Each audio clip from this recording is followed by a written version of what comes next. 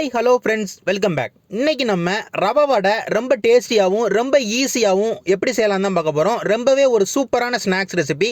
கண்டிப்பாக full video பார்த்து try பண்ணி பாருங்கள். இப்போ இந்த ரவை வடை செய்கிறதுக்கு ஃபஸ்ட்டு நம்ம ரவையை வேக வைக்கணும்.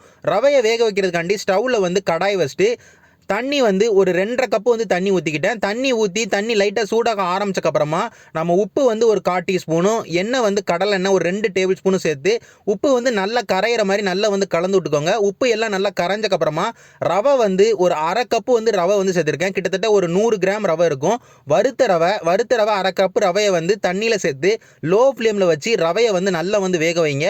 ரவை சீக்கிரமாக தண்ணியை குடிச்சிரும். அதனால் நீங்கள் லோ ஃப்ளேமில் வச்சு நீங்கள் வேக வச்சாதான் ரவை நல்லா வேகும் தண்ணியை குடிச்சு. அதனால் லோ ஃப்ளேமில் வச்சு ஒரு 3 நிமிஷத்துலேருந்து ஒரு 4 நிமிஷத்துக்கு நல்லா கிண்டி விட்டுக்கிட்டே இருங்க. அப்படி கிண்டி விடும் போது ரவை நல்லா வெந்துடும். ஒரு 4-5 நிமிஷத்துலேயே நல்லா வெந்துடும். அதுக்கப்புறமும் நம்மளுக்கு தண்ணியாக கொஞ்சம் இருந்திருந்ததுன்னா நம்ம நான் சொன்ன அளவில் நீங்கள் தண்ணி சேர்க்கணும். ரொம்ப கூட சேர்த்துட்டிங்கன்னா ரொம்ப தண்ணியாயிரும். அது ரவையை ரொம்ப ரொம்ப மெல்லுசாக மாற்றிடும். மாவு அந்தளவு கன்சிஸ்டன்சி நல்லா இருக்காது. ஒரு 2.5 கப்பு தண்ணியில் 1/2 கப்பு ரவையை நீங்கள் வேக வச்சிங்கன்னா ரொம்ப கரெக்டாக இருக்கும். அதனால் நீங்கள் 2.5 கப்பு தண்ணியில் லோ ஃப்ளேமில் வச்சு நல்லா வேக வைங்க.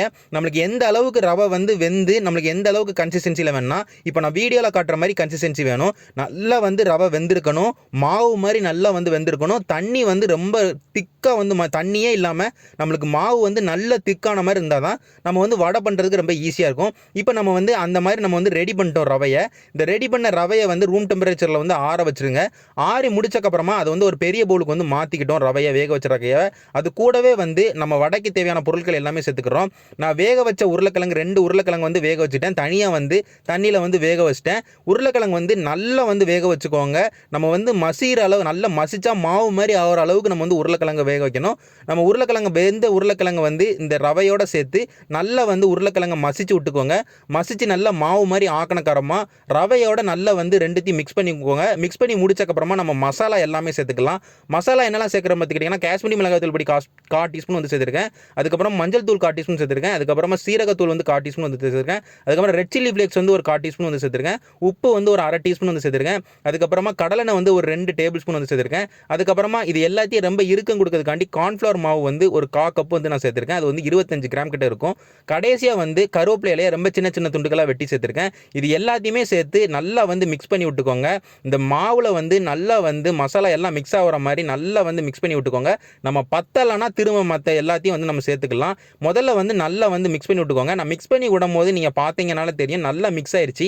ஆனால் நம்மளுக்கு கையில் நல்லா ஒட்டுச்சு. அதனால் நம்ம எண்ணெய் கூட கொஞ்சம் சேர்த்துக்கிட்டோம்னா கையில் ஒட்டாமல் நம்ம இந்த மாவு எடுக்க முடியும். அதாவது ரவையை அதனால் கூட ஒரு 2 டேபிள் ஸ்பூன்லேருந்து ஒரு 3 டேபிள் ஸ்பூன் கடலெண்ணெய் சேர்த்து திரும்பியும் நல்லா பிசைஞ்சு விட்றேன். எதுக்காண்டி கடலெண்ணெய் சேர்த்துக்கிட்டு இருக்கேன்னு பார்த்தீங்கன்னா நான் கடலெண்ணெய் தான் பொரிக்க போகிறேன். நீங்கள் பொரிக்க போகிற எண்ணெயில் நீங்கள் செய்யணும். அதனால் நீங்கள் பொரிக்க போகிற எண்ணெயை தான் நீங்கள் பயன்படுத்தவும் செய்யணுங்கிறதுக்காண்டி நான் 2 டேபிள் ஸ்பூன்லேருந்து ஒரு 3 டேபிள் ஸ்பூன் கடலெண்ணெய் சேர்த்து நல்லா மிக்ஸ் பண்ணி விடும்போது ஓரளவுக்கு கையில் ஒட்டாத அளவுக்கு மாவு கிடைச்சிருச்சு. இப்போ நம்மளுக்கு மாவோட பக்குவம் ரெடி ஆயிடுச்சு. நம்ம டேஸ்ட் கரெக்டாக இருக்கான்னு பார்க்கணும். அப்படி டேஸ்ட் கரெக்டாக இருக்கான்னு பார்த்ததில் எனக்கு உப்பு காரம் ரெண்டுமே கம்மியாக இருந்தது. அதனால் நம்ம ஒரு 1/4 டீஸ்பூனுக்கும் கம்மியாக மிளகாய் வத்தல் பொடி சேர்த்துக்கிட்டோம். அதுக்கப்புறமா மீதி இருந்த ஒரு 1/2 டீஸ்பூன் ரெட் சில்லி ஃப்ளேக்ஸையும் சேர்த்துக்கிட்டேன். உப்பும் ஒரு 1/4 டீஸ்பூனுக்கும் கம்மியாக நான் சேர்த்துக்கிட்டேன். இது எல்லாத்தையுமே சேர்த்து நல்லா மிக்ஸ் பண்ணி விட்டுக்கிட்டேன். இது என்னோட பக்குவத்துக்கு. நீங்கள் கண்டிப்பாக நீங்கள் மிக்ஸ் பண்ணி முடிச்சோன்னா உப்பு காரம் கரெக்டாக இருக்கான்னு பார்த்துக்கோங்க.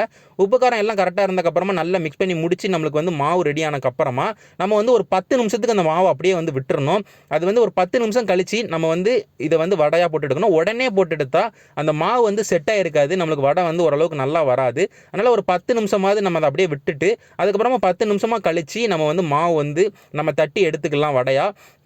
தட்டி எடுக்கிறது பார்த்துக்கிட்டிங்கன்னா நான் உருண்டையாக நான் வடை போட்டு எடுக்கேன். இதை நீங்கள் ஓரளவுக்கு பருப்பு வடை மாதிரி நீங்கள் போடலாம், உளுந்த வடை மாதிரியும் போடலாம். நான் உருண்டையாக போட்டு எடுத்துக்கிட்டேன். உங்களுக்கு பிடிச்ச ஷேப்பில் நீங்கள் வடை போட்டு எடுத்துக்கலாம். ஆனால் நீங்கள் வடை தட்டும் போது கையில் எண்ணெய் தேய்ச்சிக்கோங்க. ஏன்னா மாவு ரொம்ப இறுகலாக இருக்கிறனால நம்ம கையில் எண்ணெய் தேய்ச்சிக்கிட்டோம்னா நம்ம தட்டி எடுக்கிறதுக்கு ரொம்பவே ஈஸியாக இருக்கும். நான் இப்போ வீடியோவில் காட்டுற மாதிரியே நான் எல்லா வடையும் நல்லா தட்டி எடுத்துக்கிறேன். ரொம்ப பெருசாக பண்ணிட வேண்டாம். ஓரளவுக்கு சின்னதாக இருந்தால் தான் நம்மளுக்கு நல்லா இருக்கும் சாப்பிட்றதுக்கு. ரவை வடையை பொறுத்த வரைக்கும் நல்லா ஓரளவுக்கு சின்ன சின்ன உருண்டையாக தட்டி எல்லாத்தையும் நான் எடுத்துக்கிட்டேன். இதே மாதிரி நீங்கள் எல்லா உருண்டையுமே நல்லா சின்ன சின்ன உருண்டையாக வந்து நீங்கள் தட்டி எடுத்துக்கோங்க. எல்லா உருண்டையும் தட்டி எடுத்தக்கப்புறமா நம்ம வந்து எண்ணெயில் போட்டு நம்ம நல்லா வந்து பொரிச்சு எடுத்துடலாம். பொரிச்சு எடுக்கிறதுக்கும் நான் முதல்ல சொன்ன மாதிரி தான் கடலை எண்ணெயில் தான் போட்டு பொரிச்செடுக்கேன். பொரிக்கிறதுக்கு கடலெண்ணெய் ரொம்பவே டேஸ்ட்டாக இருக்கும். அதனால் முடிஞ்ச அளவுக்கு கடலெண்ணெய் வந்து பயன்படுத்திக்கோங்க. நான் சட்டியில் வந்து எண்ணெய் ஊற்றி எண்ணெய் வந்து ஓரளவுக்கு லைட்டாக சூடாக ஆரம்பிக்கணும். சூடு ஆகாமல் வந்து நீங்கள் போடக்கூடாது. லைட்டாக சூடாக ஆரம்பிச்சக்கப்புறமா ஒன்றா நீங்கள் வந்து போட்டு பொரிச்சு எடுத்துக்கோங்க. ஓரளவுக்கு ரொம்ப கம்மியாக போட்டு பொரிச்செடுங்க. ஒட்டுறதுக்கும் வந்து வாய்ப்பு இருக்குது. அதனால் ரொம்ப வந்து நம்ம போட வேண்டாம். நம்ம ரவை வந்து ஏற்கனவே நம்ம வேக வச்சாச்சு. இப்போ வந்து நம்மளுக்கு வந்து வெளியே உள்ள லேயரை வந்து நம்ம நல்ல முறுமுறுப்பாக மாற்றணும். உள்ள ரவையும் வந்து நம்ம ஏற்கனவே வேக வச்சனாலும் எண்ணெயில் போட்டு வேக வைக்கும் போது அது வந்து ஒரு கன்சிஸ்டன்சிக்கு வந்து மாறும். அதுக்காண்டி தான் நம்ம வந்து இதை வந்து நம்ம எண்ணெயில் போட்டு நல்லா வந்து பொரிச்செடுக்கிறோம். அதனால் நீங்கள் எண்ணெயில் போட்டு ஸ்டவ்வை வந்து ஓரளவுக்கு லோ மீடியம் ஃப்ளேமில் வச்சு இந்த வடை எல்லாத்தையுமே பொரிச்செடுங்க.